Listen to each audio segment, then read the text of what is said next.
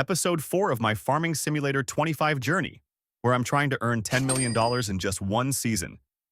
And, well, let's just say things didn't exactly go as planned. In the last episode, I was hanging on by a thread with only $10,000 left in the bank. It was crunch time. I knew I had to make some serious moves if I wanted to stay in the game, so I decided to step it up. While I was sleeping through the next month, November, the greenhouses were working overtime, generating passive income like clockwork. This gave me a solid financial cushion to make a key purchase. A semi-truck for $45,000 and a trailer that can haul a whopping 32,000 liters of water. Why? To speed up my greenhouse operations. The greenhouses are my lifeline right now. They're what's going to keep me afloat and hopefully bring me closer to that $10 million goal. Next up on my list, silage bales. Remember those? We made them back in October, and now that they've fermented, it's time to cash in. I sold 130 silage bales and pocketed a cool $264,600. With that cash in the bank, I made a bold move and purchased Field 77, which was ripe for a soybeans harvest. I hired an AI worker to help me out with the harvest because, let's be real, I can't do it all myself. While the AI was busy in the fields, I took on a couple of plowing and cultivating contracts. These contract jobs are an easy way to bring in extra money. And here's the trick. I accept the contract, hire an AI worker, and boom, easy cash. The plowing contract on Field 91 earned me $13,800, and the one on Field 89 brought in $8,400. Plus, the cultivating contract on Field 13 added another $2,200 to the pile. I wasn't done yet. I snagged one more contract on Field 78, bringing in another $5,200. While the contracts were rolling in, the AI worker wrapped up the soybean harvest on Field 77. I stored the 47,800 liters of soybeans in my silo, waiting for July when prices would be higher. Then, I sold Field 77, because why keep it, and bought Field 36, which was also ready for, you guessed it, another soybeans harvest. November wasn't slowing down. I took on even more contract jobs to keep the cash flowing. I handled fertilizing jobs for Fields 59, 44, and 35, which together brought in $4,900. I tackled more cultivating and plowing jobs, raking in a few thousand here and there. By the end of the month, I had completed so many contracts that I felt like a business tycoon. With a solid $250,000 loan from the bank, I made a big play. I bought cornfields and leased a forage harvester to turn the corn into chaff. Chaff, if you didn't know, is the secret ingredient for making silage, which is a gold mine in this game. I also leased a forage wagon and compaction tools to make transporting the chaff faster and more efficient.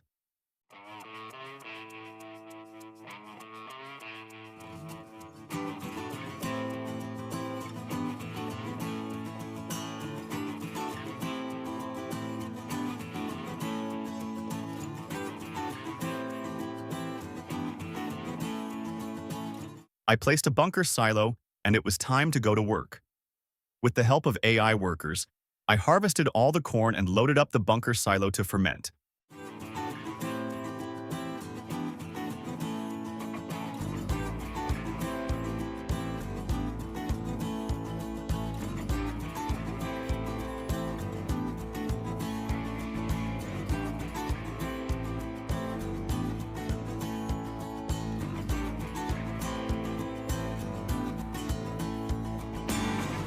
Once the hard work was done, I returned all the leased equipment and sold the harvested fields. After repaying the loan, I felt like I had a real shot at that $10 million goal.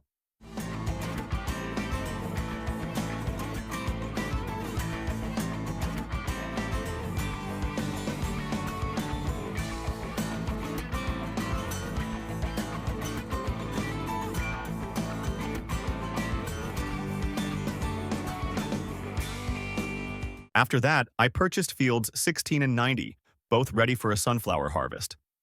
Since I didn't have the right equipment, I had to lease a corn/sunflower header for the harvester. Once I got it, I hired an AI worker to handle the harvesting while I focused on other tasks. After the AI worker finished harvesting, I transported all the sunflower crops to the silo, planning to sell them later when prices were better in March. With the harvest complete, I sold both sunflower fields, Field 16 and Field 90, making space for my next big moves.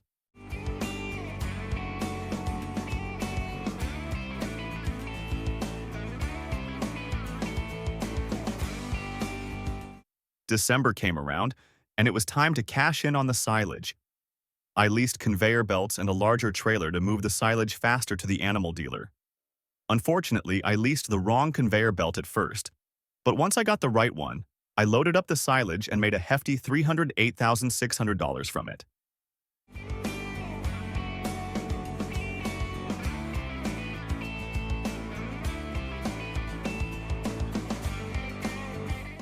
And December wasn't just about silage.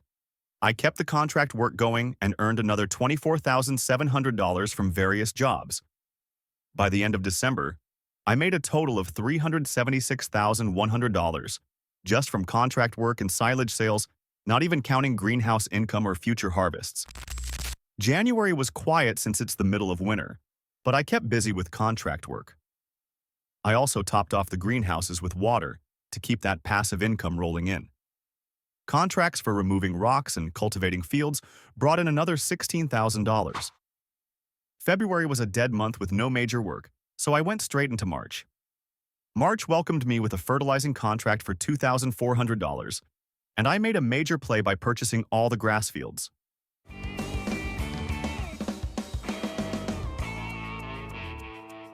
I mowed, baled, and wrapped the grass to turn it into silage, setting myself up for another payday.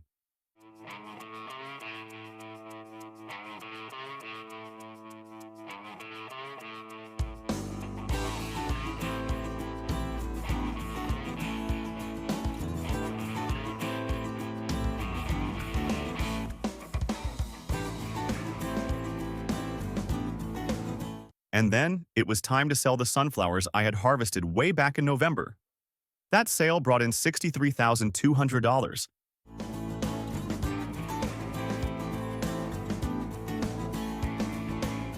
April was a big month. I accepted a ton of contract jobs, making a total of $19,500, plus I sold the silage bales I had made in March for $312,500. Contracts and silage combined brought in a total of $346,500 in April.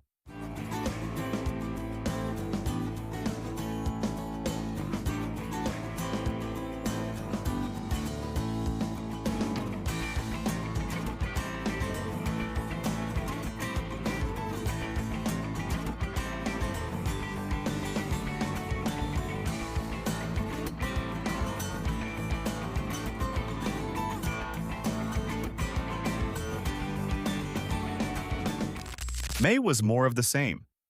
There wasn't much to do, but I still managed to pull in $79,400 from contracts alone.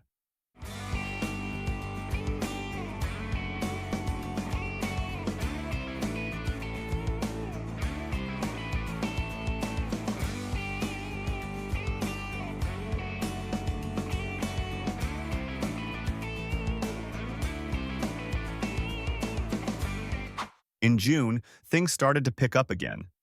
I bought several spinach fields and leased a spinach harvester. The harvest brought in a massive $226,900. I also kept the contract jobs coming, raking in a few thousand more here and there.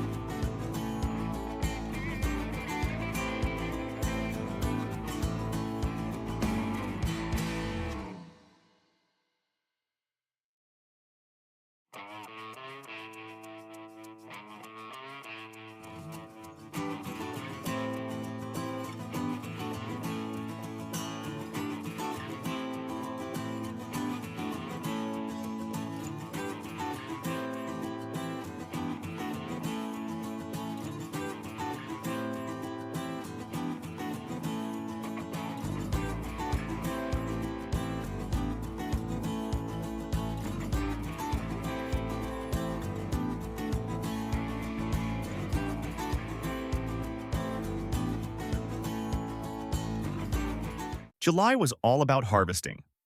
I finally harvested the canola I had sown back in the first episode, earning $14,300 from that. Then, I bought more fields with barley and peas, and after harvesting, I made another $127,700.